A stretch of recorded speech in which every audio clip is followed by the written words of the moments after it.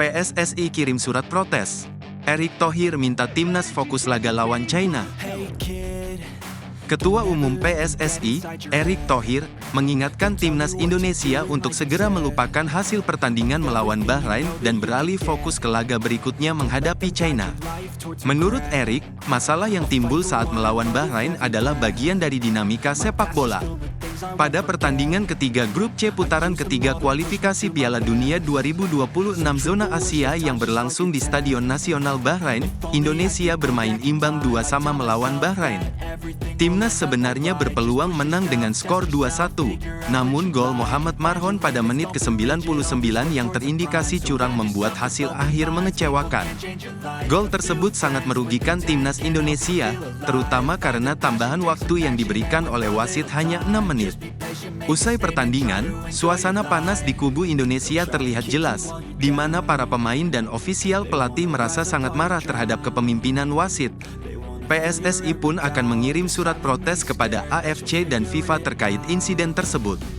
Erick Thohir menyesalkan kejadian ini dan mengakui bahwa kemenangan yang sudah di depan mata seakan dirampas oleh Bahrain.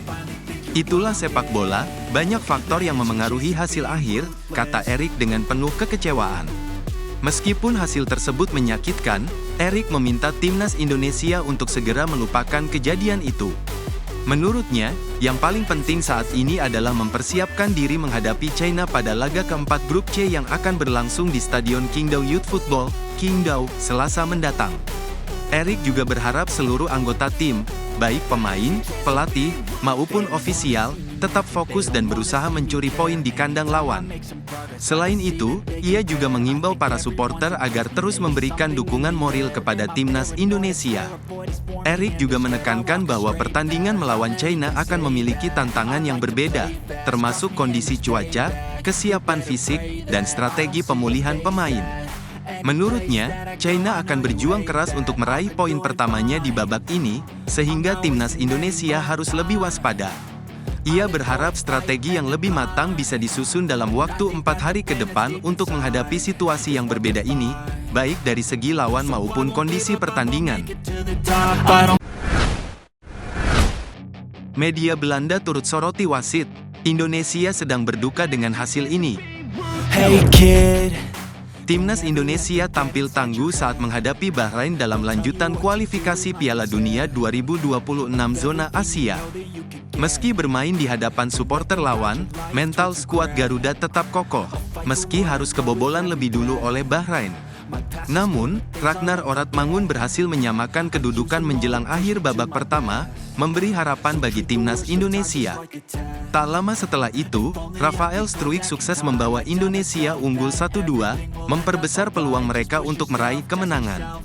Pada menit-menit akhir pertandingan, wasit Ahmed Abu Bakar Al-Kaf dari Oman memberikan tambahan waktu 6 menit, sesuai dengan informasi awal. Namun, secara mengejutkan, laga terus berlanjut hingga menit ke-99, di mana Bahrain berhasil mencetak gol penyeimbang. Keputusan ini memicu protes dari pemain Indonesia, yang merasa tidak ada alasan khusus bagi wasit untuk menambah waktu hingga 3 menit lebih lama dari yang dijadwalkan. Ketegangan pun sempat terjadi di lapangan karena keputusan tersebut dianggap merugikan Indonesia. Media Belanda, Voetbal International, turut menyoroti insiden ini, menyoroti tambahan waktu misterius yang merugikan timnas Indonesia. Keputusan wasit dinilai aneh karena sebenarnya tidak ada insiden yang mengharuskan waktu tambahan lebih lama. Laporan tersebut menegaskan bahwa fisik pemain yang kelelahan ditambah keputusan yang kontroversial membuat emosi para pemain meningkat. Meskipun pertandingan sempat berjalan sesuai rencana, tambahan waktu yang tak terduga ini benar-benar menimbulkan pertanyaan besar. Hasil akhir 2-2 tentu menjadi pukulan telak bagi Indonesia, yang nyaris meraih 3 poin penuh. Gol penyama kedudukan dari pemain Bahrain, Marhon, di detik-detik akhir membuat mimpi kemenangan Indonesia pupus. Laporan tersebut menutup dengan pernyataan bahwa gol di menit ke-99 menjadi akhir tragis bagi Indonesia, yang sebelumnya berada di ambang kemenangan, hanya untuk berakhir dengan hasil imbang yang mengecewakan.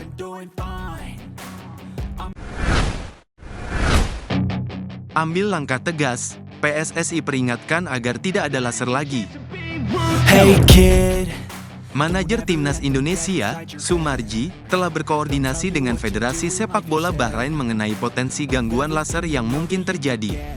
Tim Garuda berharap insiden tersebut tidak mengganggu jalannya pertandingan saat mereka bertanding melawan Bahrain.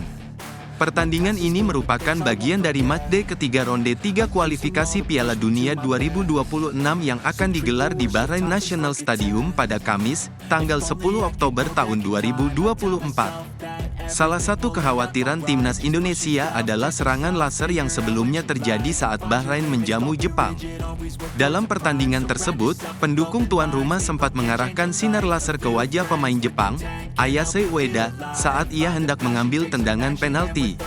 Hal ini menimbulkan kekhawatiran serupa bagi para pemain Indonesia yang akan berlaga di Bahrain.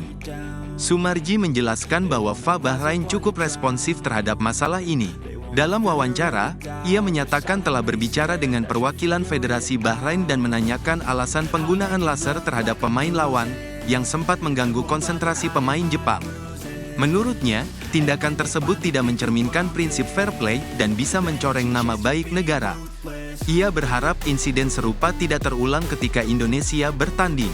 Selain itu, Sumarji juga menegaskan komitmennya untuk melindungi para pemain Indonesia dari gangguan laser.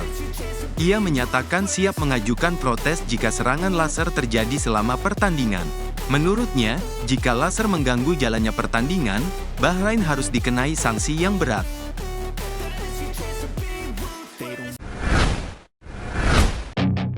Bukan timnas Saudi Arabia, media Jepang sebut Indonesia bakal jadi ancaman bagi Jepang. Timnas Indonesia kini menjadi ancaman serius bagi Jepang di grup C putaran ketiga kualifikasi Piala Dunia 2026 zona Asia. Pandangan ini muncul dari media lokal Jepang, Football Channel. Dalam grup tersebut, Indonesia dan Jepang berada bersama dengan tim kuat lain seperti Arab Saudi, Australia, Bahrain, dan China. Meskipun Arab Saudi dan Australia dianggap sebagai rival utama Jepang, Football Channel memperingatkan bahwa ancaman terbesar bagi tim Samurai Biru justru datang dari timnas Indonesia. Football Channel menyoroti Indonesia setelah skuad Garuda sukses menahan imbang Arab Saudi 1-1 dan Australia 0-0. Media Jepang tersebut juga mengakui perkembangan pesat timnas Indonesia yang mendapat tambahan kekuatan dari pemain keturunan. Pertandingan antara Indonesia dan Jepang dijadwalkan berlangsung pada tanggal 15 November tahun 2024 dan tanggal 10 Juni tahun 2025, dengan Indonesia menjadi tuan rumah terlebih dahulu dalam pertemuan pertama. Saat ini, timnas Indonesia tengah fokus mempersiapkan diri untuk menghadapi laga melawan Bahrain. Setelah pertandingan tersebut, timnas Indonesia akan bertolak ke China untuk menjalani laga keempat dalam fase grup.